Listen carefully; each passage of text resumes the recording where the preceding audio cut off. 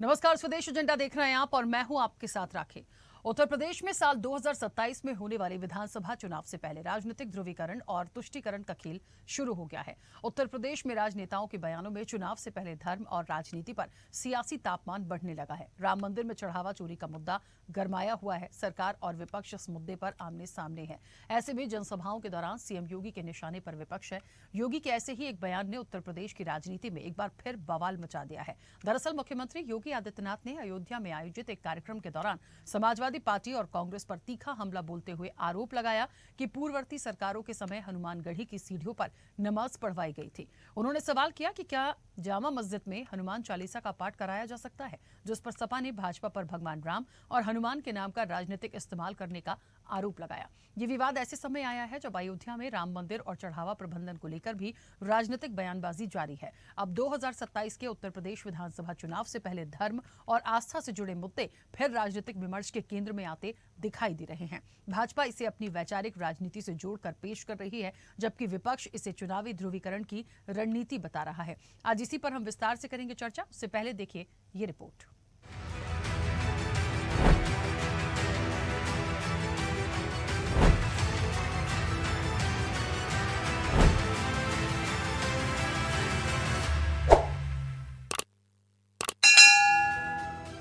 उत्तर प्रदेश की राजनीति अब 2027 में होने वाले विधानसभा चुनावों को लेकर एजेंडे और मुद्दों के इर्द गिर्द घूमने लगी है। सियासी बयानबाजी में भी अगले साल होने वाले चुनावों की रंगत साफ नजर आने लगी है। ऐसे में प्रदेश में चुनाव से पहले एक बार फिर धर्म और राजनीति का मुद्दा सुर्खियों में है। लगातार ही सत्ता पक्ष और विपक्ष के बयानों में तीखी तकरार देखने को मिल रही है। जनसभाओं के दौरान सीएम योगी के निशाने पर सपा और कांग्रेस रहती ही है, तो पलटवार अखिलेश यादव का भी जोरदार होता है। आरोप प्रत्यारोप के बीच एक बार फिर सीएम योगी ने अयोध्या की हनुमानगढ़ी में नमाज पढ़ने को लेकर समाजवादी पार्टी पर तीखा हमला बोला। उन्होंने आरोप लगाया कि सपा तुष्टीकरण की राजनीति कर रही है, सनातन आस्था के साथ खिलवाड़ कर रही है। योगी ने कहा कि जो लोग सनातन परंपराओं का सम्मान नहीं करते, वे राजनीतिक लाभ के लिए धार्मिक स्थलों को भी विवादों में घसीटने का प्रयास कर रहे हैं। उन्होंने इसे आस्था और सांस्कृतिक विरासत से जुड़ा विषय बताया। राम मंदिर दान चोरी विवाद सामने आने के बाद पहली बार अयोध्या पहुंचे सीएम योगी एक जनसभा को संबोधित कर रहे थे, जिसमें उन्होंने पिछली सरकारों पर निशाना साधा। उन्होंने कहा कि आज जो लोग आस्था की बात करते हैं, उन्होंने हमारे पवित्र हनुमानगढ़ी पर नमाज तक पढ़वाई थी। जरा सोचिए, क्या कभी कोई जामा मस्जिद के अंदर हनुमान चालीसा का पाठ कर सकता है? क्या कोई सरकार, समाजवादी पार्टी या कांग्रेस ऐसा करवा सकती है? अगर नहीं, तो हनुमानगढ़ी की सीढ़ियों पर नमाज पढ़वाने का पाप क्यों होने दिया गया? इसके लिए कौन जिम्मेदार था? जो ये लोग आस्था की बात करते हैं, याद करो ना, इन्होंने तो हमारी पवित्र हनुमानगढ़ी में इन्होंने तो वहां नमाज भी पढ़वाने का काम किया था। कल्पना करिए, क्या कोई जामा मस्जिद में कभी हनुमान चालीसा का पाठ कर पाएगा? क्या सरकारें करवा पाएंगी? क्या समाजवादी पार्टी और कांग्रेस करवा पाएगी? अगर नहीं करा पाएगी तो ये पाप क्यों करवाया गया था? अयोध्या में हनुमानगढ़ी की सीढ़ियों पर नमाज पढ़वाने का पाप क्यों करवाया गया था? मुख्यमंत्री का स्पष्ट इशारा नवंबर 2003 की उस घटना की तरफ था जब हनुमानगढ़ी के बाहर नमाज पढ़ने का कथित प्रयास किया गया था, जिसकी स्थानीय पुलिस ने अनुमति नहीं दी थी।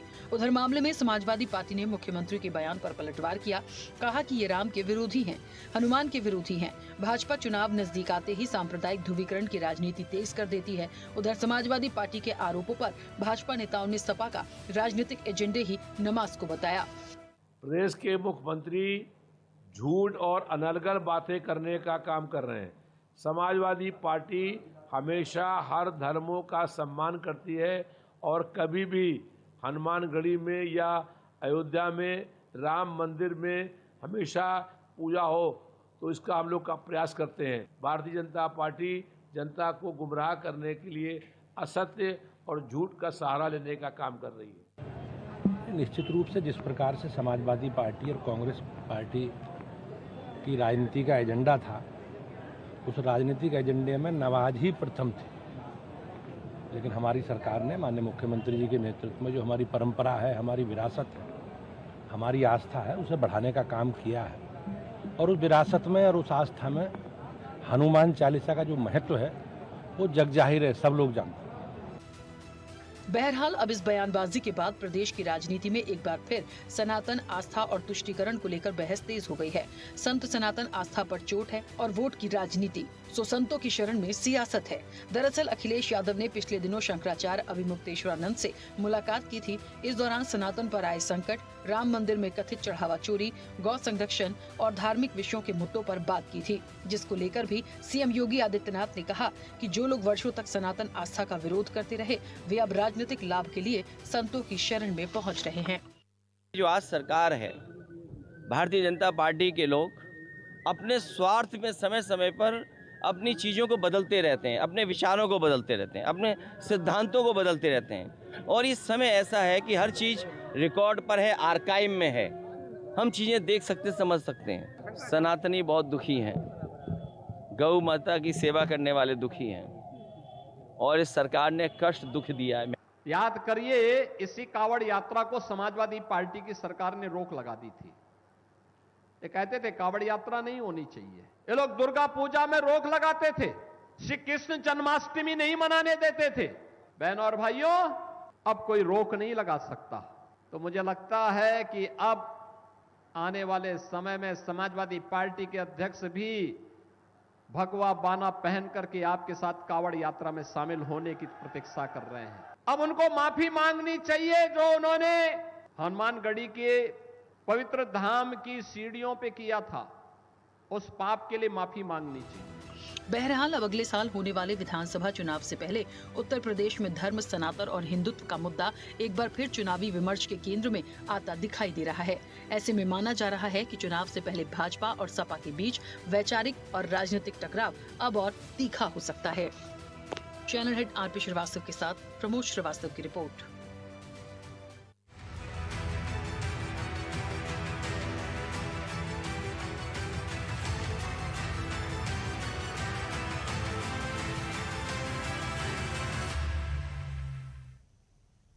चलिए, तो एक बार फिर से अभी तक तो हम राम मंदिर चढ़ावा चोरी देख रहे थे। अब एक विषय निकल के आ गया हनुमानगढ़ी का। देखिए, कुछ बातें ऐसी यदि अतीत में हुई हैं और लगता है कि उनको निकालना चाहिए, उन पर बात होनी चाहिए, तो फिर ये भी ज़रूरी होता है कि उसके हर पहलू पर बात होनी चाहिए। क्यों, क्या, किन परिस्थितियों में, किस वजह से वो चीज़ें हुई थी, तब तो बात करने में देखिए अच्छा लगेगा। यदि हम सिर्फ चीज़ों को निकाल लें और आरोप प्रत्यारोप के माध्यम से खत्म करने का या राजनीति का प्रयास करें, तो वो ठीक नहीं होता। सवाल दोनों तरफ से ठीक है कि पहले जो स्थितियां परिस्थितियां बनी, यदि ऐसा हुआ तो कैसे हो गया, और यदि तब हो गया था तो आज जो सवाल योगी आदित्यनाथ ने उठाया है, क्या वैसा हो सकता है आज के परिदृश्य में? तो समय को समझना पड़ेगा। एक 2003 की बात थी, आज हम 2026 में हैं। तो एक तो विषय ये हुआ। दूसरी चीज ये भी है कि क्या इन सभी मुद्दों को लाने का या उठाने का मकसद 2027 का चुनाव है, और क्या चुनाव में अब हम सिर्फ अपने जो दूसरे मुद्दे हैं उनसे इतर हम धर्म की राजनीति या इसी पर बात करेंगे? ये बहुत बड़ा सवाल है। इसी पर हम चर्चा भी करेंगे। आज तमाम मेहमान जुड़े हैं। सबसे पहले आपका परिचय करा दें। भारतीय जनता पार्टी का पक्ष रखेंगे गौरव मिश्रा। गौरव जी, बहुत स्वागत चर्चा में जुड़ने के लिए। कांग्रेस का पक्ष रखेंगे राजेश कुमार दुबे। राजेश जी, आपका भी बहुत स्वागत है। समाजवादी पार्टी का पक्ष रखेंगे मीशम जैदी। मीशम जी, आपका भी बहुत स्वागत है। हिंदू धर्मगुरु हैं महामंडलेश्वर बाबा महादेव। बाबा महादेव जी, आपका भी बहुत स्वागत है। मुस्लिम स्कॉलर हैं सूफी मोहम्मद कौसर हसन मजीदी, अब से कुछ देर में हमारे साथ जुड़ेंगे, उनका भी स्वागत है। वरिष्ठ पत्रकार हैं सुनील त्रिपाठी, वो भी अब से कुछ देर में कनेक्ट होंगे, उनका भी स्वागत है। चर्चा की शुरुआत सबसे पहले मैं बाबा महादेव जी आपसे करूंगी। मुझे सुन पा रहे हैं?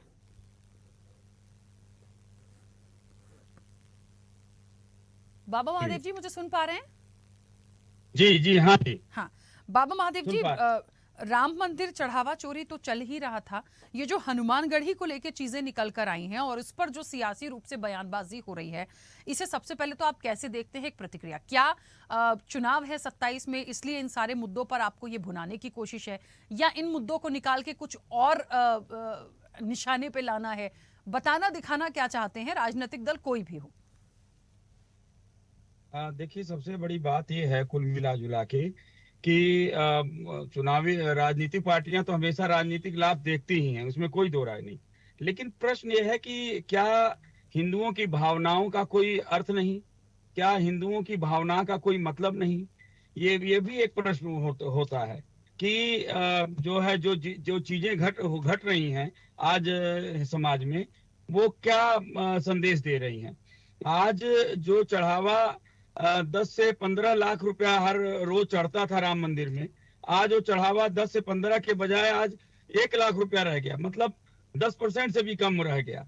तो कहने का तात्पर्य कहीं ना कहीं श्रद्धा घटती है, और ये श्रद्धा जब जब कोई गलत कार्य होता है तब तक घटी है और घटेगी ही, और इसका कोई और रास्ता नहीं है। तो इसलिए ये जो घटनाएं हैं, अब वास्तव में पब्लिक जनता ईमानदारी, सच्चाई, न्याय मांगती है, और जब तक न्याय से लोग कार्य नहीं करेंगे तब तक कुछ नहीं होगा। हालांकि जितनी राजनीतिक पार्टियां हैं, मैं एक को नहीं कहता, सब अपने अपने जगह पे राजनीतिक कर रही हैं, लेकिन जब आप ये देखेंगे कि चोर हमारा है तो इसको बचा लें, छोटी मछली पकड़ी जाए, बड़े मगरमच्छ छोड़ दिए जाएं, तब न्याय सिद्ध नहीं होगा, तब न्याय कोई नहीं मानेगा। क्योंकि यही हो रहा है, छोटा व्यक्ति पकड़ा जाता है, वो जेल चला जाता है, बड़ा व्यक्ति होता है वो छूट जाता है। और यही न्याय की प्रक्रिया को, हमारे संविधान की चीजों को बहुत हल्का करता है, अनुच्छेद में से छेद निकल जाता है। ऐसा नहीं होना चाहिए, न्याय सबके लिए समान होना चाहिए, वो अपना बेटा हो चाहे सामने वाले का हो। भगवान श्री कृष्ण के मामा थे श्री भगवान कंस जी, लेकिन उन्होंने अपने मामा को भी नहीं छोड़ा न्याय की प्रक्रिया के तहत। और जब बात आई भगवान श्री राम की और राजा दशरथ की, तो उन्होंने जो वचन दिए थे माता कैकेयी को राजा दशरथ ने, उसके अनुसार भगवान राम वनवास गए। ये नहीं कि हम राजा के पुत्र हैं, हमें छोड़ दिया जाए। लेकिन अब की राजनीति कुछ और चल रही है, और वास्तव में वह बहुत दुखदाई है, और सनातनियों के लिए बहुत शर्म की बात है कि राम मंदिर जैसे जगह पे हो, हनुमान मंदिर, ये सारी जो मुद्दे हैं, अभी कृष्ण मंदिर, अभी बद्रीनाथ धाम में जो चीजें घट रही हैं, ये दुखद है। जी, ठीक आप है, आगे मैं वापस आऊंगी। कौसर हसन मजीदी जी भी हमारे साथ जुड़ गए हैं, मुझे सुन पा रहे हैं? जी मैं सुन रहा हूँ। हाँ, एक विवाद आया, क्योंकि राम मंदिर को मैं थोड़ा सा आज इसलिए साइड रखूंगी, हालांकि हनुमान जी की बात होगी तो राम जी का जिक्र तो आ ही जाएगा, लेकिन अभी फिलहाल आज इस मुद्दे से थोड़ा इसलिए अलग रख रही हूं क्योंकि वो तो एक मुद्दा अपनी जगह है ही, लेकिन हनुमानगढ़ी को लेकर जो राजनीति हुई और हनुमानगढ़ी से चलते चलते जामा मस्जिद तक पहुंच गई, तो ये जो पूरा आज बयानबाजी आई है, क्या देखते हैं? क्या राजनीतिक रूप से ये चीजें जानबूझ के की जा रही है क्योंकि चुनाव है, या वाकई ये जो मुद्दा निकल कर आया है इसके पीछे कुछ मायने हैं? आप कैसे देखते हैं?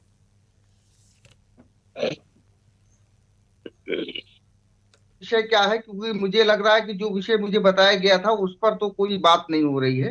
एक बार मुझे और बता दें, सवाल आप दोहरा दें मुझे। नहीं, कौसर हसन मजीदी जी, आज का टॉपिक आपको नहीं क्लियर है? नहीं, टॉपिक जो इसमें कहा गया है कि माननीय मुख्यमंत्री जी ने जो बयान दिया, तो उन्होंने इस तरीके का तो कोई बयान दिया ही नहीं है। मैंने पूरा बयान पढ़ा, उन्होंने इस तरीके की कोई बात ही नहीं की कि जामा मस्जिद में नमाज पढ़वा दी जाएगी, या जामा मस्जिद में हनुमान चालीसा करवा दिया जाएगा, या हनुमान चालीसा कराने का कोई आदेश दिया। उन्होंने नहीं कहा, तो उन्होंने सवाल हाँ। उठाया है। उन्होंने समाजवादी पार्टी और कांग्रेस के लिए ये बात कही है कि क्या आप लोग, जिस तरीके से 2003 का एक जिक्र निकला, हनुमानगढ़ी में नमाज क्यों कराई गई, कौन जिम्मेदार था? तो उन्होंने कांग्रेस और सपा से ये सवाल किए हैं कि क्या जामा मस्जिद में आज आप हनुमान चालीसा का पाठ करा सकते हैं ये दल, तो उस समय कैसे वहां नमाज हो गई? विवाद इस चीज का है।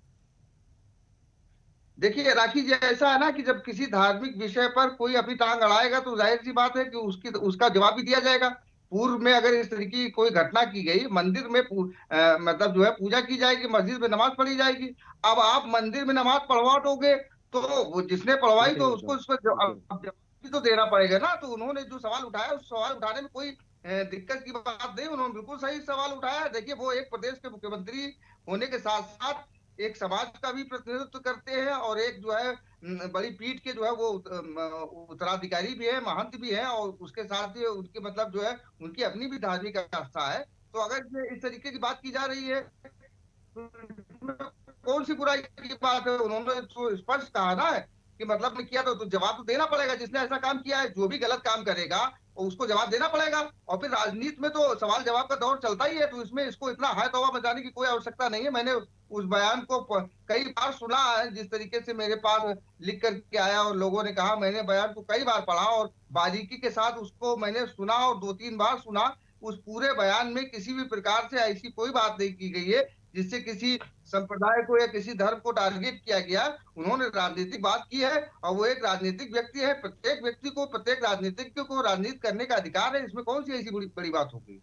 मुझे ऐसा लगता है कौसर हसन मजीदी जी, इस विषय को हम ऐसे समझें उस समय पे जो महंत ज्ञान दास थे उनके आश्रम में रोजा इफ्तारी के लिए कुछ लोगों को बुलाया गया था, क्योंकि अयोध्या का मामला चल रहा था और हिंदू मुस्लिम में एक सांप्रदायिकता और बहुत अच्छे से सौहार्द बनाने के लिए, सब कुछ ठीक करने के लिए ये एक कार्यक्रम था। अब उस कार्यक्रम के दौरान जो नमाज अदा की गई, मुझे एक सवाल लगता है। पहली बात तो देखिए, जिन्होंने वहां नमाज पढ़वाई उन पर भी सवाल है कि आपने क्यों होने दी। दूसरी चीज ये है कि यदि आपने आमंत्रित किया या किसी की रोजा इफ्तारी है और यदि वो नमाज करना चाहते हैं तो जो नमाज अदा कर रहे थे उनको भी तो देखना चाहिए कि आप कहां पर कर रहे हैं। दोनों तरफ से सवाल है ना सर इसमें। अब आज जामा मस्जिद की जैसे बात हो रही है, अब आप कह दे वहां जाके पूजा पाठ करिए, तो कोई कैसे कर लेगा? यही एक पूरा राजनीतिक रूप से, तो मैं इसीलिए जानना चाह रही हूं कि या तो उस टाइम पे सब दोषी थे, जिन्होंने नमाज पढ़ी उनको भी सोचना चाहिए था, जिन्होंने पढ़वाई वो भी सोच लें। इन सारी चीजों पे छोटे से बच्चे नहीं है कि उनको समझ ही नहीं आता। 2003 से आज 2026 हो गया, तो फिर ये बात निकली क्यों?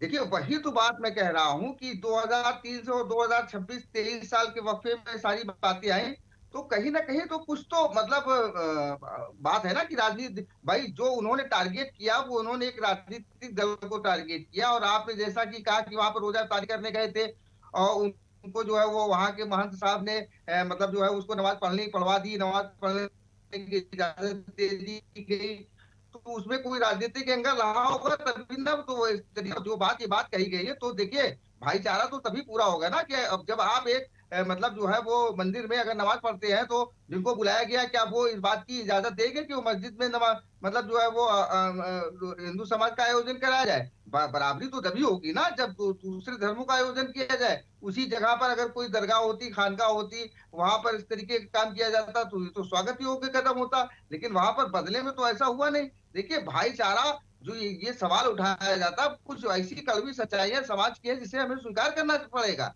कि भाईचारा एक तरफ से नहीं होता है, भाईचारा दो तरफ से होता है। हम भाई बनाए रहे, आप चारा हमको चारा समझते रहे, तो ये सब चीजें एक साथ नहीं चलेगी। अगर हमको ये सब करना है, पहली बात तो ये 2003 में जो हुआ तो जाहिर सी बात है उस समय भी राजनीति रही होगी, क्योंकि ये सब चीजें ऐसी है, रोजा अवतार करने वाली, नमाज पढ़ने वाली, ये तो कोई प्रदर्शन का विषय तो है नहीं। रोजा खोलना भी एक इबादत है, रोजा रखना भी इबादत है, नमाज पढ़ना भी इबादत है, लेकिन अगर उसका प्रदर्शन किया जा रहा है तो कहीं ना कहीं जाहिर सी बात है उसमें राजनीति है। तो जब राजनीति है तो फिर राजनीति का राजनीतिक जवाब भी मिलेगा, तो उसमें इतना बुरा मानने की कोई आवश्यकता नहीं। ठीक है, चलिए मैं जल्दी से वापस आऊंगी। सुनील जी मुझे सुन पा रहे हैं? पहले जितने भी एक्सपर्ट हैं उनकी बात आ जाए। राजनीतिक रूप से तो आज मुख्य सवाल मुझे समाजवादी पार्टी और कांग्रेस से करना है कि आखिर ऐसा क्या हो गया था जिसके लिए योगी आदित्यनाथ कह रहे हैं, तो मैं जल्दी से आऊंगी। लेकिन सुनील जी, इस पूरे विषय पे सबसे पहले तो आपकी प्रतिक्रिया।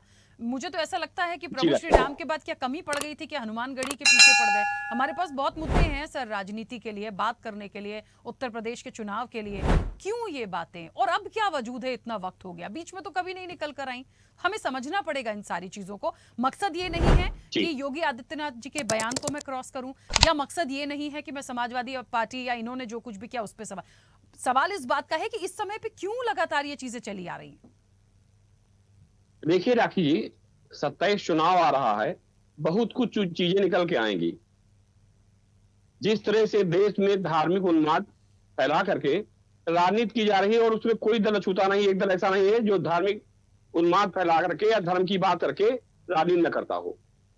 और उसमें कहीं ना कहीं मैं मानता हूं हम आप भी दोषी हैं।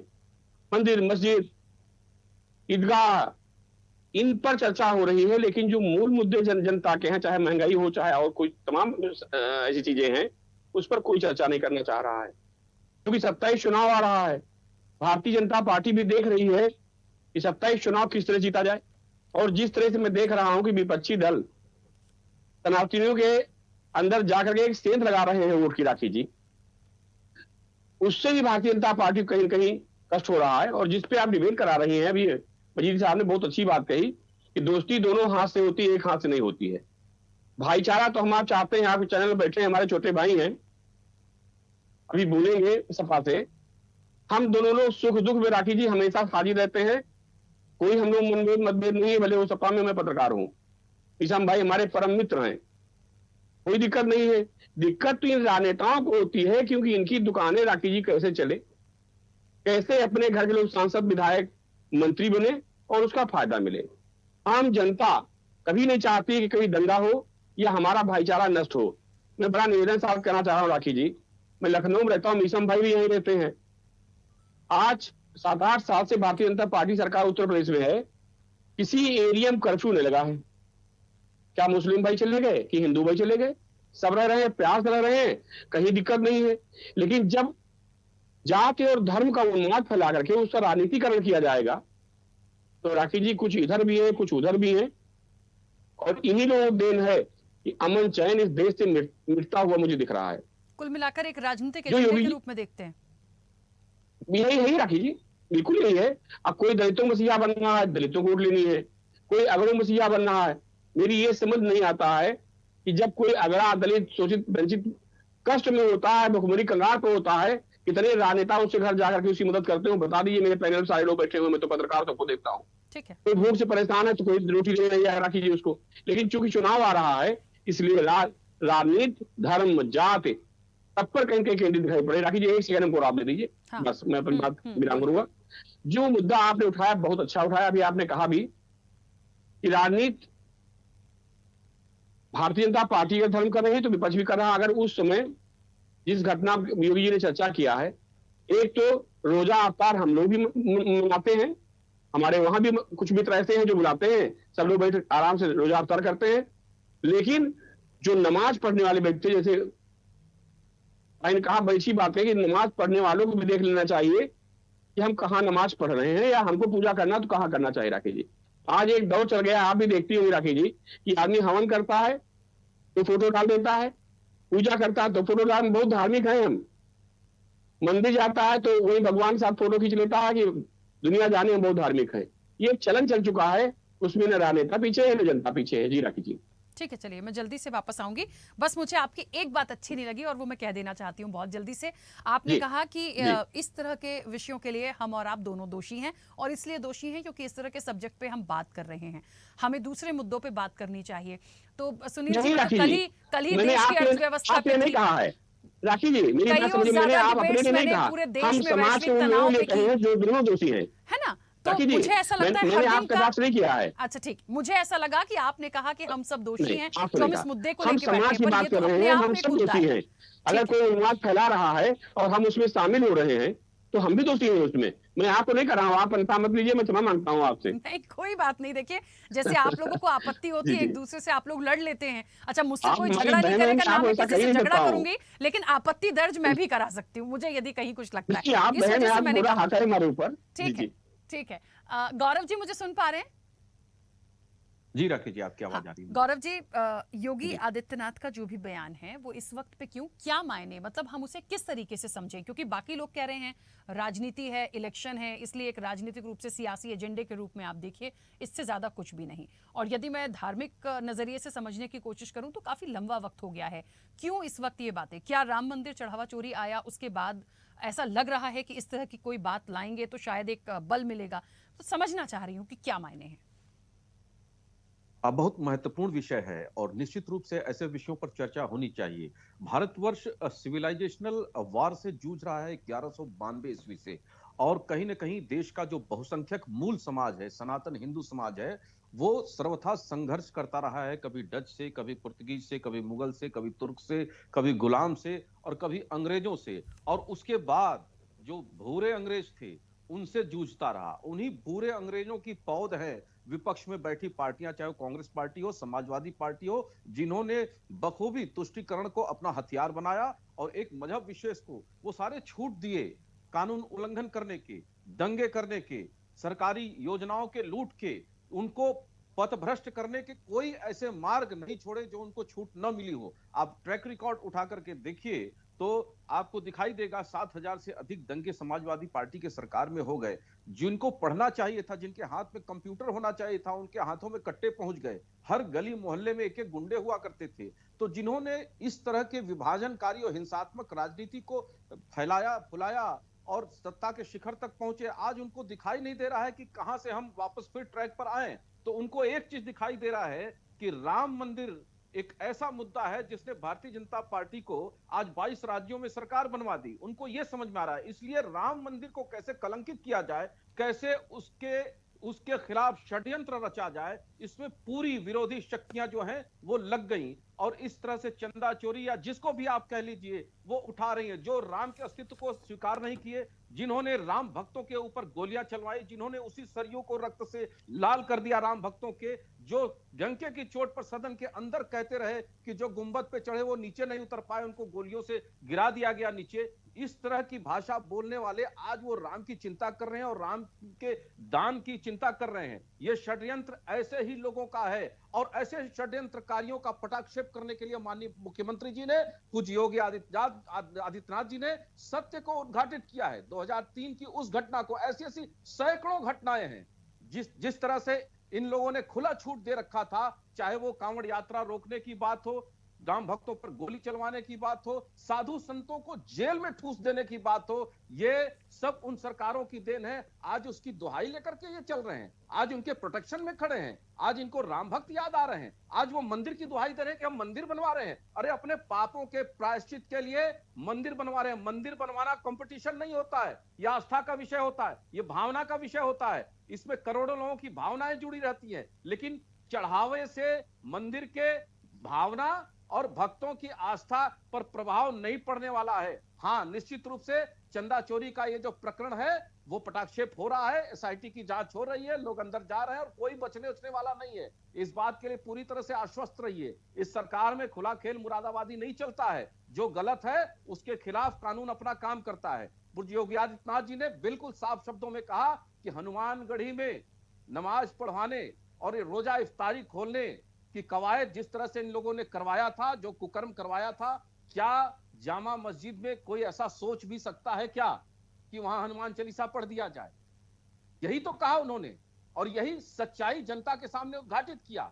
आज शांतिपूर्ण सरकार चल रही है, विकास की रफ्तार में उत्तर प्रदेश देश में नाम कर रहा है, दुनिया में नाम कर रहा है। आज यही कारण है कि कहीं कोई समुदाय संप्रदाय किसी के ऊपर उंगली नहीं उठ रही है कि ये ऐसा कर रहे हैं, वो ऐसा कर रहे हैं। आज शांतिपूर्ण तरीके से चीजें चल रही हैं, इसलिए विपक्ष हलकान है और विपक्ष अपनी मानसिक संतुलन को बिगाड़ दिया है, खराब हो गया है उसका। उसको लगता है कि किस तरीके से माहौल बिगाड़ा जाए और विभाजनकारी राजनीति को फिर खड़ा किया जाए। ठीक है, जल्दी से वापस आऊंगी। मुझे लगता है महत्वपूर्ण सवाल जो किया गया है वो कांग्रेस और समाजवादी पार्टी से है। अब 2003 में जब घटनाक्रम हुआ था तब समाजवादी पार्टी की सरकार थी, तो मुझे लगता है बहुत बेहतर जवाब मीसम जी अब आपको ही बोलना है। भाई क्यों नमाज पढ़वा दी, क्या हो गया था, ऐसा कौन सी रोज़ा इफ्तारी हो गई जिसके बाद इतने समय बाद बवाल हो रहा है, ऐसे ही पूछना पड़ेगा। और मुझे ऐसा लगता है उस समय भी सबको सब समझ में आता था।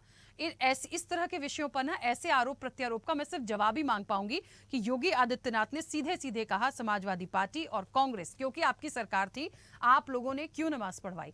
गौरव जी कुछ कह रहे हैं, पूछिए पूछिए। जी राखी जी, इतना नमाज ही नहीं पढ़वाया, एक तौकीर रजा है। 1 वर्ष हो गया, दंगा कराया था उसने, और उसने तो मंदिर को कब्जा करके उसके चौखट पे अपना अड्डा बना लिया था। इस तरह की छूट दिया था। 42 साल तक उसका तांडव चलता रहा। ठीक है सरकारें गौरव जी, मुझे ऐसा लगता है समाजवादी पार्टी से आज समाजवादी पार्टी से एक ऐसे व्यक्ति बैठे हैं जो बहुत बेहतर नमाज पे भी बोल लेंगे, इस पूरे प्रकरण पे भी बोल लेंगे। मीसम जी प्लीज अनम्यूट करिएगा। हाँ जी राखी जी, जी धन्यवाद मुझे समय देने के लिए। देखिए सवाल आपका मुझसे है और मैं अभी गौरव जी को सुन रहा था, बीजेपी के प्रवक्ता हैं। इन्होंने एक बात कही कि मस्जिद में ये कुकर्म कराया गया।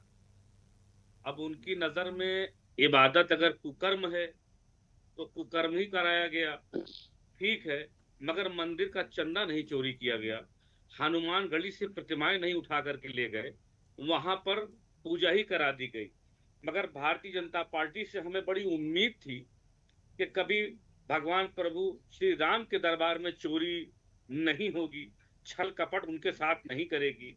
कम से कम भारतीय जनता पार्टी ने जुमलेबाजी करके उत्तर प्रदेश में और दिल्ली में सरकार बनाई, झूठ बोल बोल करके, जनता को छल करके, कभी हवाई जहाज के नाम पर, कभी बुलेट ट्रेन के नाम पर, कभी स्मार्ट सिटी क्वेटा के नाम पर। मगर ये उम्मीद नहीं थी कि अब की बार वो श्री राम जी को भी छलेंगे, और अब वो छले गए हैं, पकड़े गए हैं। ठीक है, हमने गोली चलाई, आज गोली चलाने वाला प्रायश्चित कर रहा है, माफ करने वाला ऊपर वाला प्रभु राम है, माफ करने वाले, वो माफ कर देंगे। नहीं करेंगे हमें उनको सामने जाके फेस करना पड़ेगा, अच्छी बात है। मगर आप क्या कर रहे हैं, हमसे प्रायश्चित करा करके मंदिर का गल्ला आप गायब कर रहे हैं और आप ये सर्टिफिकेट ले रहे हैं कि हम चोरी कर सकते हैं और हम ही सीना चोरी कर सकते हैं, बाकी जितनी पार्टियां हैं।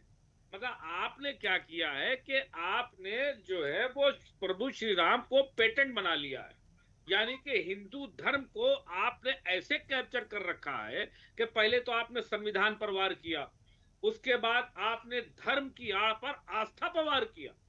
अभी एक प्रबल प्रताप नाम का लड़का सुप्रीम कोर्ट में खड़ा होकर के, आप सोच नहीं सकती हैं, भारतीय जनता पार्टी ने नौजवानों में जहर घोल दिया है राखी जी, कि वो संविधान की उच्च न्यायालय पर खड़ा होकर के, देश की सर्वोच्च न्यायालय में खड़ा होकर के सीजीआई को गाली दे रहा है। इसी लखनऊ का लड़का, अब उसमें जाति खोजिएगा तो इत्तेफाक से वो सनातनी है, तो क्या हम सनातनी पे सवाल उठाने लग जाएंगे? नहीं, हम नहीं उठाएंगे राखी जी सनातनी पे सवाल। ये उसकी अपनी मानसिकता है, ये वो मानसिकता है जो भारतीय जनता पार्टी ने डेमोक्रेटिक को खत्म करना चाहा है, संविधान को खत्म करना चाहा। उसका एक नमूना है कि इतिहास में पहली बार कोई सीजीआई को गाली दे रहा है, कोई हाई कोर्ट के जजेस पर जूता चला रहा है। ये पहली बार ऐसा हुआ है राखी जी।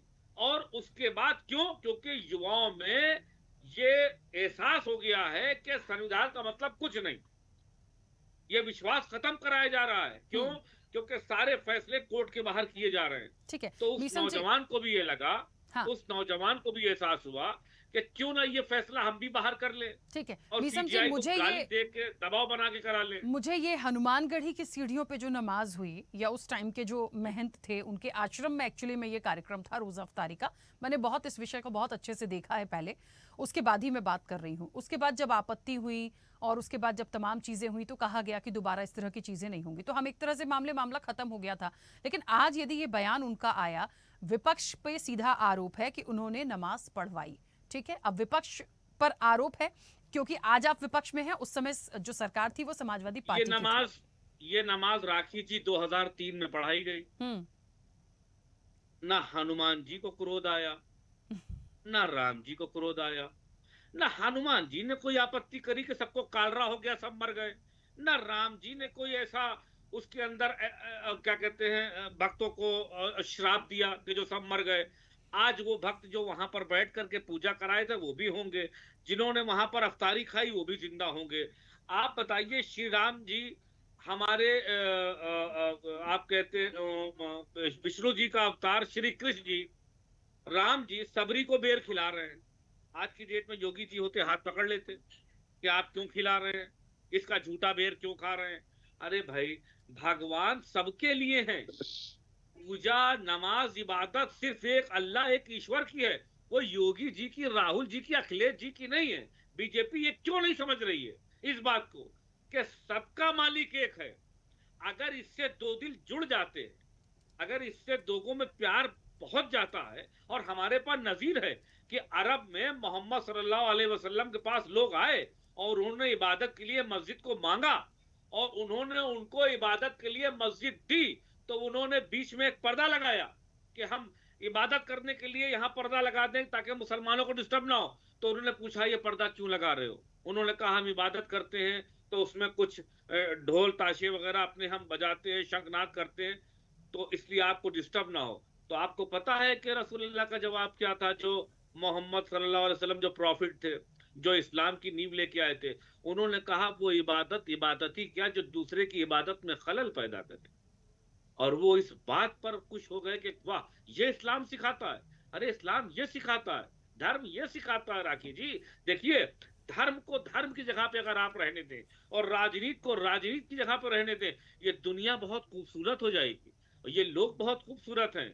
आज आप देखिए जिस तरह से भारतीय जनता पार्टी जब घिरती, आप एक बार बताइए, मैं कई बार चैलेंज कर चुका हूँ, 20 मिनट अगर आप योगी जी को भाषण करा दीजिए, 20 मिनट के अंदर वो कम से कम 20 मर्तबा हिंदू मुसलमान की बात करेंगे, इसके अलावा उनके पास और कोई विकल्प नहीं। ठीक है, उनको सिर्फ और सिर्फ नफरत घोलना है, और नफरत घोलने का काम नौजवानों पर, मैं इसीलिए कहता हूं लोगों से कि इसको समझना पड़ेगा बीजेपी को।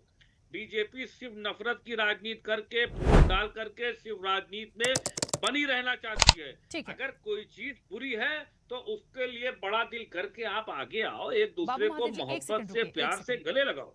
ठीक है, क्योंकि एक प्रतिक्रिया और आ जाए कांग्रेस की, उसके बाद आप लोग जो भी समय मांग रहे हैं, आप लोगों का समय है पूरा, बेशक अपनी बात रखिएगा।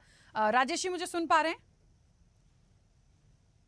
जी जी राखी जी। राजेश जी, क्योंकि आरोप तो है पूरे विपक्ष पे, चाहे समाजवादी पार्टी हो या कांग्रेस हो। अब उस समय पे जरूर समाजवादी पार्टी की सरकार थी, लेकिन ये जो बात है और एक बहुत बड़ा चैलेंज है नाम लिया उन्होंने, कि क्या आप लोग कांग्रेस का उन्होंने स्पष्ट नाम लिया। हाँ, इसीलिए मैं कह रही हूँ कि भले सरकार समाजवादी पार्टी की थी, लेकिन उन्होंने स्पष्ट रूप से कहा कि कांग्रेस और समाजवादी पार्टी क्या आज जामा मस्जिद में हनुमान चालीसा का पाठ करा सकती है?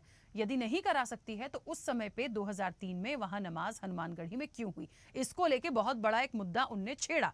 अब इसको सियासी एजेंडा लीजिए, कोई सा भी एजेंडा लीजिए, बात तो देखिए आई। और इसको इस तरीके से भी मुझे ऐसा लग रहा है कि हो सकता है एक बात हो, क्योंकि राम मंदिर चढ़ावा चोरी का जो मामला आया, किस तरीके से लोगों के नाम आए, कहां से भारतीय जनता पार्टी को काफी सवाल उसके लिए फेस करना पड़ा, आगे भी हो सकता है करना पड़े। तो मे भी हो सकता है एक हिंदुत्व की वो बात है तो एक हिंदुत्व का ये भी मुद्दा। राखी जी, बहुत अंत में ही सही, चलिए हम देश को आजाद कराने वाले पार्टी हैं और अंत में आपने अवसर दिया, ठीक है, जड़ जो है नीचे ही रहती है। नहीं प्लीज आप लोग ना, राजेश जी प्लीज है ना, कटाक्ष करके कोई भी बात मत किया करिए। मेरा मूल उद्देश्य, मैं कभी, मेरा इंटेंशन ऐसा नहीं था। सवाल मैं आपसे भी कर सकती थी, लेकिन एक बात बताइए, हिंदू मुस्लिम की बात हो रही है तो क्या जो स्कॉलर्स बैठे हैं वो नहीं बोलेंगे? यदि उसके बाद पत्रकार ने बोला तो क्या आपत्ति हो गई? और मुख्य रूप से योगी आदित्यनाथ ने आरोप लगाए तो बीजेपी ने बोला। तो सर ऐसे मत लीजिए कि हमने आखिरी में मौका दिया, कम समझा। आप बहुत बड़ा विपक्ष है कांग्रेस पार्टी, आप लोग कटाक्ष करते हैं ना, अच्छा नहीं लगता। नहीं, अब हमको सुन लीजिए, पहले आरोपी को सुना जाता है, आरोप हमारे ऊपर लगा और आप सुन गैरों को रही है, पहले ये अच्छा नहीं सर, ऐसा मत बोलिए। आरोप लगा उसी का धर्म के बारे में तो पहले वही बताएंगे ना, सही था या नहीं था। किसी के बारे में हो जिस पर आरोप लगता है, पहले अवसर उसको मिलता है। ऐसा नहीं होता सर, ठीक है, चलिए सिद्धांत, चलिए वो आपका चैनल, आपका सिस्टम, वो आप जाने, लेकिन किसी को भी जिसके ऊपर आरोप लगता है अवसर पहले उसको मिलता है। चलिए, सभी पैनलिस्ट साथियों से विनम्र निवेदन है कि हम किसी के बारे में बीच में कोई इंटरप्ट नहीं किए। तो हम सब को नमस्कार करते हुए पूज्य महादेव बाबा को प्रणाम करता हूं और सभी से निवेदन है कि हमको भी आप बीच में टोकने का काम नहीं करें। जी राखी जी, अब हम आते हैं आपके मुद्दे पर। राखी जी, पहले बाबरी मस्जिद और भगवान राम के मंदिर की बात करने वाली भारतीय जनता पार्टी अब हनुमानगढ़ी और जामा मस्जिद पर क्यों आई, इस क्रोनोलॉजी को समझिए। अब उत्तर प्रदेश में परम पूज्य श्री सद्गुरुदेव भगवान शंकराचार्य जी की गविष्ठ यात्रा और अयोध्या में प्रभु श्री राम लला के मंदिर में हुई चढ़ावा की चोरी से यह बात जो भारतीय जनता पार्टी प्रभु श्री राम के मंदिर को बनने का अवसर प्रदान करने और बनाने का श्रेय लेती थी भारतीय जनता पार्टी और आरएसएस के लोग, उस पर से ये पर्दा उठ गया कि इस मुकदमे को श्री राम लला विराजमान ने लड़ा और उसमें प्रमुख पक्षकार पूज्य श्री सद्गुरुदेव भगवान, ये हमारे शंकराचार्य जी और अन्य लोग रहे। तो आज प्रभु श्री राम लला की वह मूर्ति जो विराजमान रही वह भी गायब है। यह और जो पक्षकार थे उनको भी परे करके भारतीय जनता पार्टी और आरएसएस के लोगों ने जिस तरह से लूट मचाया, उससे जो है इस पर से पर्दा उठ गया कि भारतीय जनता पार्टी नकली श्रेय लेती थी भगवान राम के मंदिर को बनने बनाने का। एक दूसरा कि आक्रांत भारत जो समय समय पर हुआ उसकी भी चर्चा भारतीय जनता पार्टी के हमारे पूर्व वक्ता ने किया। तो आक्रांताओं ने क्या किया, या तो मंदिर तोड़ा और या तो मंदिरों को लूटा। भारतीय जनता पार्टी के डबल इंजन की सरकार में हमारे काशी में केवल काशी जी में 300 मंदिर तोड़े गए और प्रभु श्री राम के मंदिर से जो चढ़ावा चोरी इतने लंबे पैमाने पर हुई जिसको कभी कोई सोच नहीं सकता, जिस पर अभी जो है हमारे पूज्य महादेव बाबा जो यहाँ पैनल में बैठे हैं, उन्होंने भी अपनी पीड़ा व्यक्त किया एक प्रमुख सनातनी होने के नाते। तो इन सब चीजों से भारतीय जनता पार्टी और आरएसएस के लोग सनातनी हिंदुओं के बीच में इस समय पूरा निंदा के पात्र हो गए हैं। उससे बचने के लिए, लोगों का ध्यान भटकाने के लिए झूठ का सहारा लेकर के उत्तर प्रदेश के मुख्यमंत्री जी ने 2003 की उस घटना को, जो किसी परिसर में घटी थी, उसको जो है हमारे आराध्य श्री हनुमानगढ़ी का जो मंदिर है उसकी सीढ़ियों पर जो है नमाज अदा करने की बात करने लगे, जो एकदम बेबुनियाद, सत्य से परे बात है। और यह बात 2003 की घटना को अभी आपने देखा मई में पूर्व डीजीपी जो इनके सांसद हैं श्री ब्रिजलाल जी, उन्होंने अभी मई में इस बात की चर्चा किया था। जो जब डीजीपी थे तो अपने जो है सत्यनिष्ठा के साथ समझौता करके, इनके साथ मिली भगत करके पुलिस अधिकारी का रोल अदा करते थे और उसकी मलाई इस समय काट रहे हैं। तो उन्होंने इस बात को कहा जिसका सत्य से कोई संबंध नहीं है। दूसरी बात हम ये आपसे कहना चाहेंगे कि इनका जो है केवल यह है कि जो इस हमारे जो है धर्म के लिए काम करने वाले लोग हैं, वक्त गुलशन पर था तो लहू हमने दिया, और बाहर आई तो कहते हो तेरा कोई काम नहीं। तो इन्होंने प्रभु श्री राम लला विराजमान और पक्षकार हमारे पूज्य शंकराचार्य को ही इन्होंने परे कर दिया, तो ये कुछ भी कर सकते हैं। दूसरी बात हम आपसे कहना चाहते हैं कि श्री राम से नहीं नाता है इनका, बस चंदा चुराना इनको आता है। राखी जी, श्री राम से नहीं नाता है इनका, बस चंदा चुराने इनको आता है। केवल चंदा चोरी, चढ़ावा चोरी, कमीशन निर्माण में कमीशन खोरी और ये सब करके जो है ये केवल अब ये समझ रहे हैं कि हिंदू मुसलमान का जो परवाना था वो तो खत्म हो गया। अब जिस पिच को इन्होंने धर्म की पिच को बनाया था उसको लालच में इतना खोद खोद करके दलदल कर दिया इन्होंने कि अब ये नई पिच ढूंढने का प्रयास कर रहे हैं। ये हम आपसे कहना चाहते हैं। एक छोटा सा सवाल है, बहुत जल्दी से आंसर करिएगा। जो सवाल किया है योगी आदित्यनाथ ने, जामा मस्जिद में हनुमान चालीसा करवाएगी क्या कांग्रेस और सपा? तो समाजवादी पार्टी को अभी छोड़िए, अभी तो आप बताइए पहले। मैं ये कह रहा हूं कि जब हनुमानगढ़ी के सीढ़ियों पर ही 2003 में, मैं उस कालखंड को याद करता हूं कि 2003 में अगर आदरणीय मुलायम सिंह यादव जी मुख्यमंत्री थे तो उस समय माननीय अटल बिहारी वाजपेयी की अंदरूनी भूमिका के कारण थे, मुझे यह कहने में कोई संकोच नहीं है। और उस समय विधान सभा के अध्यक्ष आदरणीय श्री केसरीनाथ त्रिपाठी जी हुआ करते थे जो भारतीय जनता पार्टी के थे, और उन लोगों की साठ-गांठ पर वो सरकार चल रही थी। उस समय जब भगवान हमारे राम, ये हनुमानगढ़ी की सीढ़ियों पर जब उस समय नमाज नहीं अदा की गई थी, तो आज जामा मस्जिद में क्यों जो है ये सपना बुनने का काम किया जा रहा है कि वहां भी वो क्या कहते हैं नमाज अदा की जाएगी। हम इन सब तरह की वार्ता के खिलाफ रहने वाले लोग हैं, जिन्होंने लोगों को आमंत्रित करके अपने यहाँ सौहार्द का वातावरण, सौहार्द का संदेश देने के लिए जिन्होंने उदारता दिखाया था। ठीक है राजेश, और गंगा जमुनी तहजीब के लिए जिन्होंने रोजा अवतार किया था, और उनके परिसर में क्या हुआ, अगर उनको कोई आपत्ति नहीं है तो हम कौन होते हैं तेली के तीसर जो है और पड़ोसी होकर के कुछ बोलने वाले? हमारा क्या अधिकार है?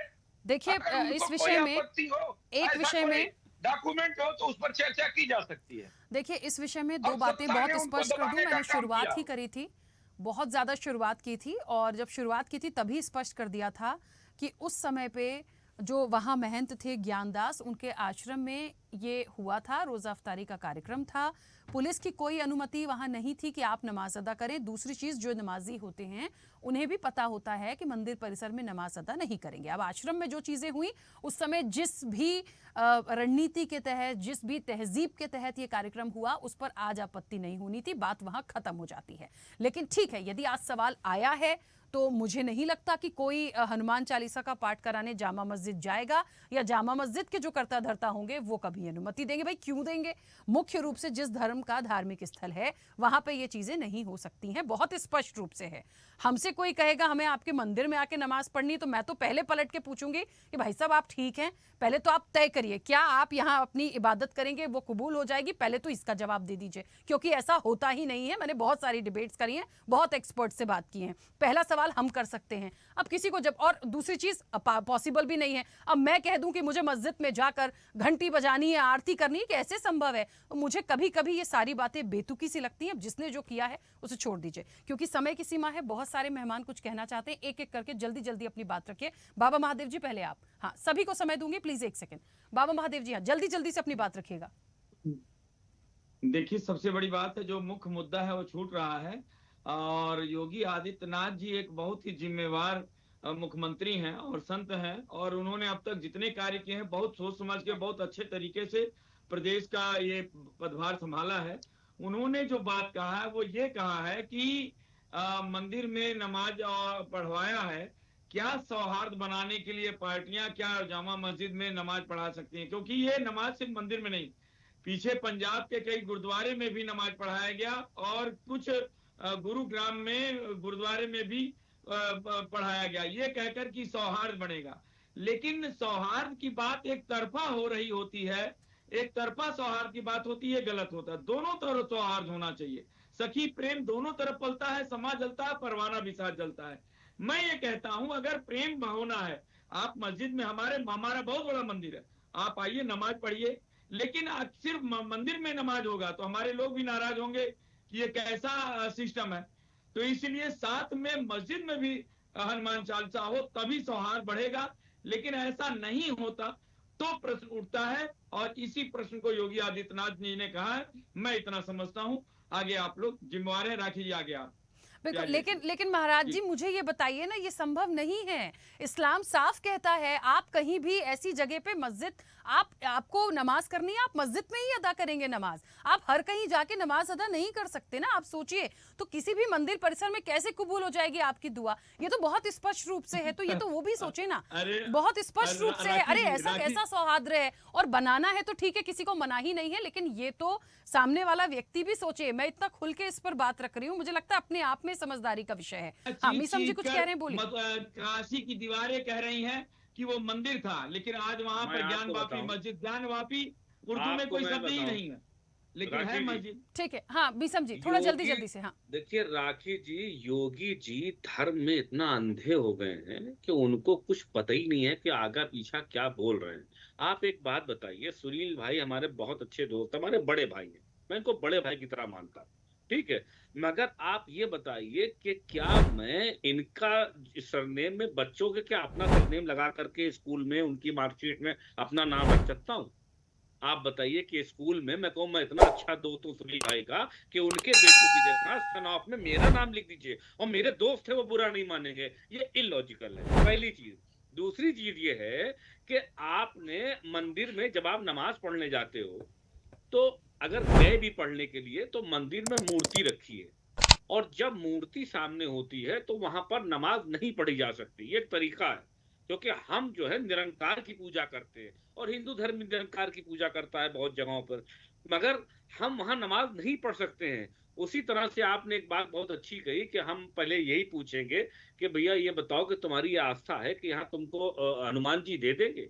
अब मैं एक बात और पूछ रहा हूँ कि अगर मंदिर में नमाज पढ़ी गई या मस्जिद में किसी ने कोई इबादत कर ली, तो वो उसका अपना स्टैंड है, अगर उसने कर ली, हो सकता हो कि उसको आस्था हो। बहुत से लोग हैं, जैसे मैं अक्सर कभी बीजेपी गवर्नमेंट जब नहीं थी तो मैं बनारस में विश्वनाथ मंदिर गया, अब नहीं जाता हूँ, डर के मारे नहीं जाता हूँ कि योगी जी साहब पकड़ लेंगे, सबूत देते देते मुझको पूरी जिंदगी गुजर जाएगी। नहीं जाता हूँ, पहले मैं जाता था। काशी, सुनिए, आप काशी विश्वनाथ मंदिर के नमाज पढ़ने गए थे, दर्शन, वो एक अलग बात है सर, वो एक अलग बात है। देखिए राखी जी, आज की डेट में अगर मैं जाऊंगा, आज की डेट में राम जी नहीं बचा सकते हमको बीजेपी से, क्योंकि राम जी बंधे हुए हैं। राम जी पर इतना बड़ा एहसान है बीजेपी का कि अगर उनके मंदिर में किसी मुसलमान को दर्शन पे कोड़े पड़ेंगे तो राम जी कहेंगे भक्त मैं मजबूर हूं, मुझे ये लेके आए हैं, इन्होंने मेरा मान बढ़ाया उत्तर प्रदेश में, लोग मुझे जानने लगे हैं, मेरी ख्याति बढ़ी है, मुझे माफ कर देना, मैं तुम्हारी मदद नहीं कर पाऊंगा। तो बीजेपी के प्रकोप से स्वयं भगवान श्री राम नहीं माफ कर सकते हैं, बचा सकते हैं। मैं बताऊं आपको, मैं नहीं जाता हूं, मेरे एक दोस्त है पांडे जी, मुझसे कहने लगे कि भैया आइए चला जाए वैष्णो देवी। मैंने भैया माता ना बचा पाएंगी हमको, उल्टा लटका देगी बीजेपी, और माता भी मुझसे माफी मांगेंगी भले स्वप्न में आकर के। प्रभु श्री राम ने तो उनको भी नहीं छोड़ा जो बैठ के वहां ये सब काम चला रहे थे। मुझे लगता है ये मैं डे वन से राम मंदिर चढ़ावा चोरी पे बोल रही हूँ, प्रसाद सबको मिल रहा है, अभी और मिलेगा, इंतजार करते जाइए। ये मेरी एक टैगलाइन बनी है इस पूरे विषय पे। ठीक है, मैं रोकूंगी मीसम जी क्योंकि समय की सीमा। जल्दी से बोलिए। मेरी एक बात, अगर वास्तव में हमारे गौरव जी जैसे भाजपा के नेताओं का बस चल जाए तो वो मंदिरों के सवालों के कपाट को बंद कर दें, जब तक बीजेपी का सर्टिफिकेट न देख ले मंदिर के अंदर जाने न दें। क्योंकि सिवाय बीजेपी के अलावा पूरे हिंदू में, कुछ कहना पूरे हिंदुस्तान में पाखंड फैला हुआ है। जल्दी जी बैठे हैं, ये पंडित जी नहीं है, सुनील त्रिपाठी जी ब्राह्मण नहीं है, अगर ओरिजिनल कोई ब्राह्मण है तो गौरव मिश्रा जी हैं। महादेव बाबा तक नतमस्तक है योगी जी के आगे, उनसे बड़ा भगवान पृथ्वी पर कोई नहीं है, मैं आपको बता रहा हूँ, उनसे बड़ा भगवान कोई पृथ्वी पर नहीं है। ठीक है मीसम जी, चलिए बाकी लोगों को बोलने दीजिए, समय हो गया। हाँ कौसर हसन जी बोलिए जल्दी से। देखिए राखी जी, ऐसा होता है ना, सियासत में कोई बात पुरानी नहीं होती। लम्हों ने खता की थी, सदियों ने सजा पाई।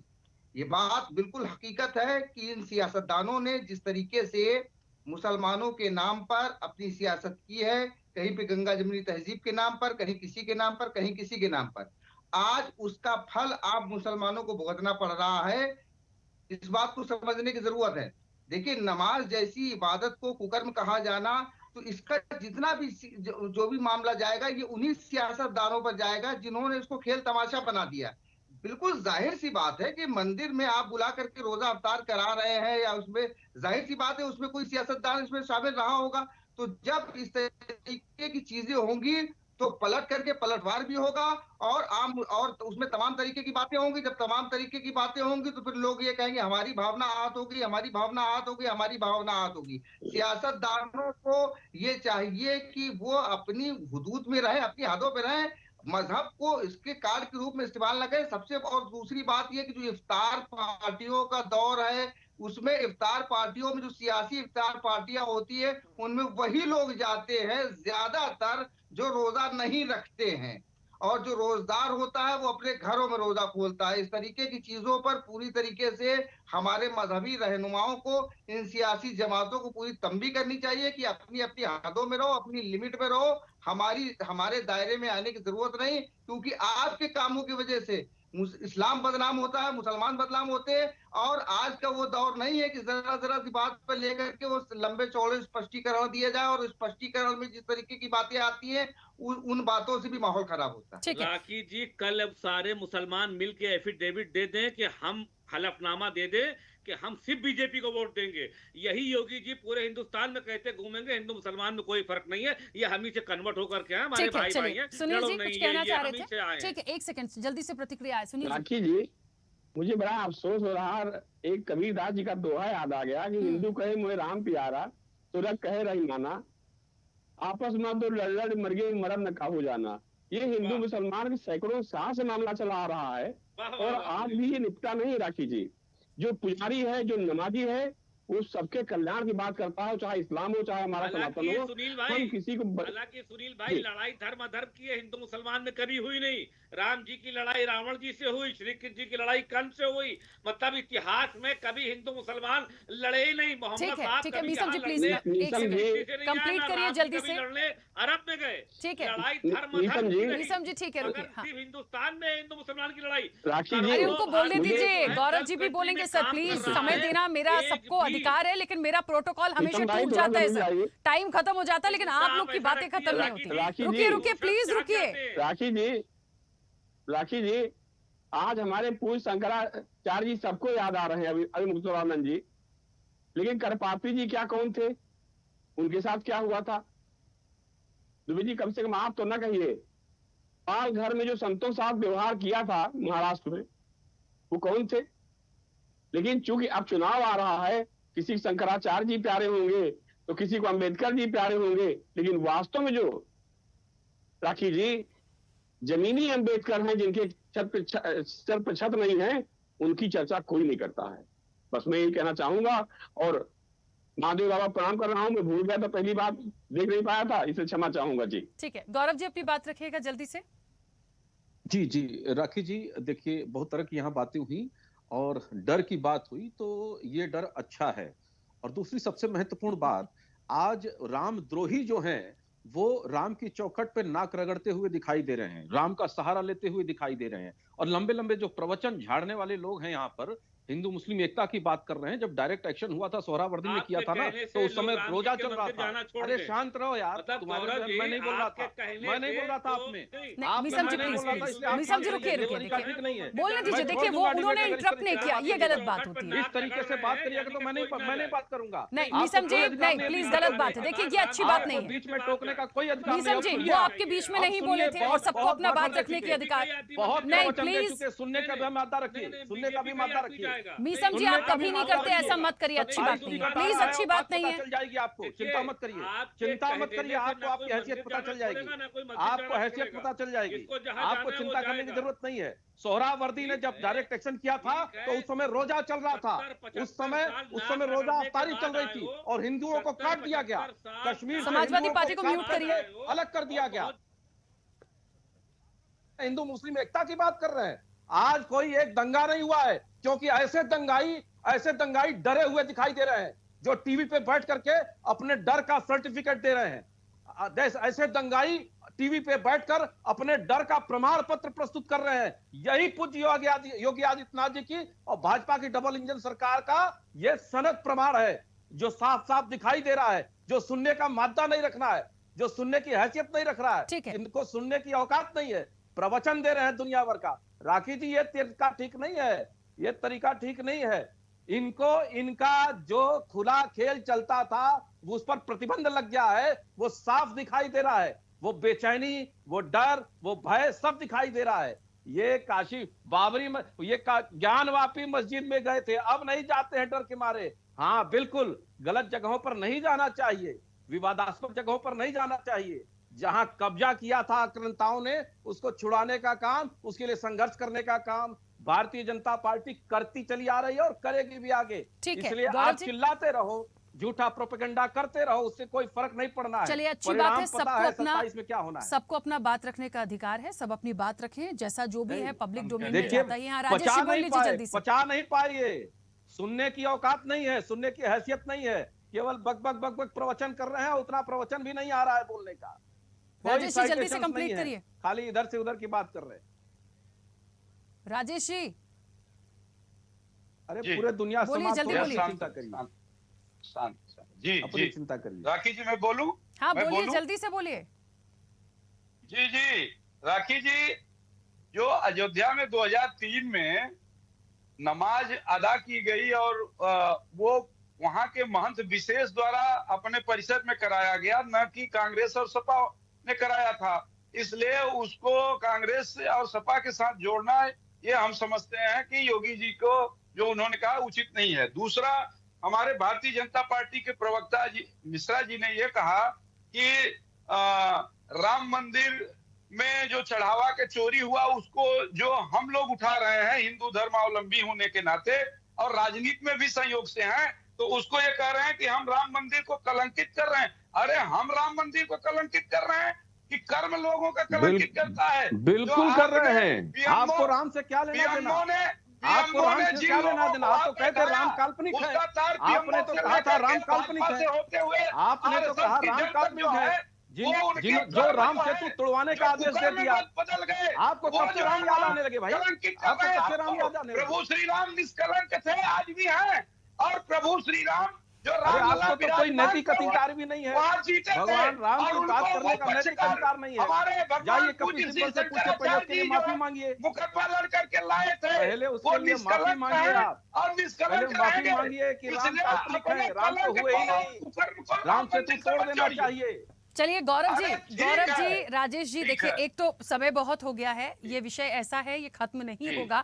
मैं तो बस इतना ही कहना चाहती हूँ क्योंकि चर्चा प्रभु श्री राम और हनुमानगढ़ी हनुमान जी की हो गई, और वो भी अभी तो राम जी सोच रहे होंगे मैं कहाँ सियासत में राजनीति में आ गया, इलेक्शन आ रहा है मुझे क्यों ले आए। अब हनुमान जी भी सोच रहे होंगे कि आप ही नहीं मैं भी आ गया हूं पीछे से, अब पता नहीं तीसरा कौन। तो मुझे लगता है बहुत बड़ा विषय नहीं था, लेकिन जिस तरीके से सवाल राजनीतिक रूप से आए हैं तो एक चर्चा तो बनती, क्योंकि पब्लिक डोमेन में हर व्यक्ति हर नजरिए से समझ रहा है। अब तो अभी हनुमान दुख में जी आ बैठे थे गए, कि चढ़ावा सामने चोरी हो मारे गया, जाएंगे। अब हनुमान जी को भी नहीं छोड़ रहे हैं, राखी तो जी, प्रभु श्री राम देंगे राखी प्रसाद जी, और अब हनुमान जी हनुमान जी देंगे आ गदा। गए, मैं बस इतना ही बोलूंगी मारा सर, जाएगा। इससे ज्यादा मुझे नहीं बोलना, क्योंकि मैं तो किसी राजनीतिक दल से नहीं हूँ। जी, जी। तो इंतजार करिए इसका क्या रिजल्ट वहां से आएगा। अब मुझे इससे ज्यादा कुछ नहीं इंतजार कहना। करिए, अब हनुमान जी आ गए, काल में भी मारा जाएगा। चलिए देखते हैं बस। कौन कौन आएगा, वो तो वक्त ही बताएगा। फिलहाल आप सभी का बहुत शुक्रिया इस चर्चा में जुड़ने के लिए।